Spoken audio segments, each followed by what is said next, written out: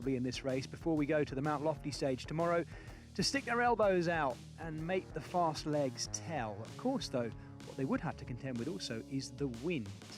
This is the Willunga stage, and although we weren't taking in Willunga Hill proper as it has been the last few editions of this race, we were taking in a very fast and open circuit that would be affected by those coastal winds and the rise up to the finish on lower Willunga Hill, which actually still was quite some drag to the finish. These were the live pictures of the riders signing on and getting started at just about 11:30 in the morning and rolling out for a big loop that took them all the way northeastward towards Blewett Springs.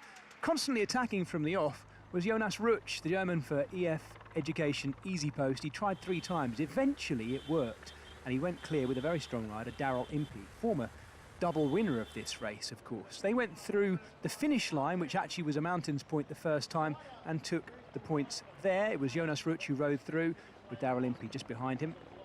Behind them, Mikel Honoré, who was looking after the mountains jersey for our overall race leader, Jay Vine, took off and took another point, edging closer to making that jersey his very own, the white jersey with the green dots.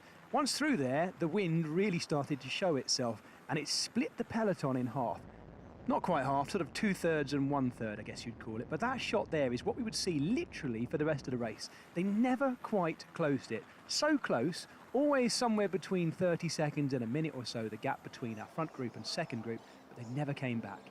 There was a nasty crash for Taj Jones, right in the middle there, and one of the Astana riders as well. 1 or 2 others bulked just behind it.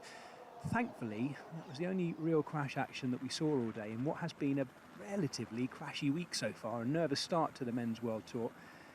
Taj Jones having the full concussion protocol testing, which is, of course, absolutely right. Big crowd down by the beach at Snapper Point for the next of our sprint points, and it was taken out, of course, by our 2 leaders. Behind, though, Michael Matthews getting the 1 bonus second and the 1 point in that blue jersey sprints competition too. Luke Durbridge and the Australian team of Michael Matthews, Team Jaco Alula, did a lot of work at the front just to make sure they maintain that gap and keep the likes of Phil Bauhaus and Caden Groves in that second group behind, the 2 fast men, knowing they were missing out. Next time up to the line, it was the King of the Mountains point, and this time Mikel Honoré of EF Education Easy Post made sure he took maximum points there, and in doing so made that mountains jersey his own over Jay Vine by just 1 point. After then, we really were starting to think much more about the finish. We had 1 more sprint point back at Snapper Point, though, and the general classification riders not quite getting involved in this, because it was actually Hugo Page, who is high on general classification, taking the 3 bonus seconds there and moving himself up quite well on general classification to be back where he was at the start of this race after a brilliant prologue by Hugo Page as well. The eyes were focused on Caleb Ewan, who was right in the middle of that group.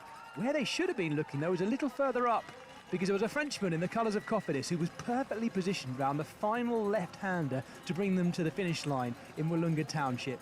And that Frenchman was Brian Coquard. He waited until there was a little bit of a switching going on at the front, and as soon as it happened, watch for the white sleeves, the red top of Brian Coquard, to go now. He actually had Michael Matthews on his wheel, but Matthews could do nothing about the snappy acceleration of Brian Coquard, and look at that speed. He'd gone, the Frenchman had gone. Behind him, Emils Leipens was surfing the top tube after he pulled his foot out, being balked by Alberto Bettiol, and look at that on the line.